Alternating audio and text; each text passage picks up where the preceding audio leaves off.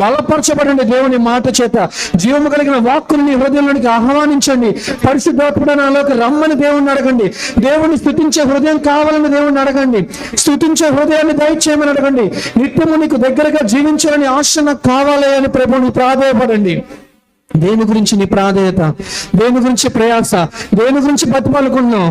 డబ్బు గురించా, పరపతి గురించా, సంపద గురించా?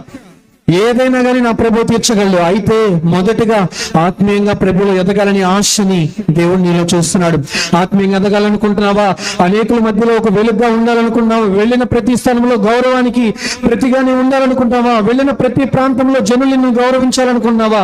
వెళ్ళిన ప్రతి స్థలమెల్లా ఇదిగో ఇతను ప్రభు బిడ్డ, ఇతను దేవుని కుమారుడు, ఇతను ప్రార్థన చేస్తే సాధించలేనిది ఏది లేదు. ఇతను మోకరించి ప్రార్థన చేశాడంటే, ఈమె మోకరించి ప్రార్థన చేసిందంటే వాళ్ళ ప్రభు వాళ్ళకి దయచేయలేనిది ఏది లేదు అని నిన్ను గురించి సాక్ష్యం ఇస్తున్నారా? అటువంటి విధంగా జీవిస్తూ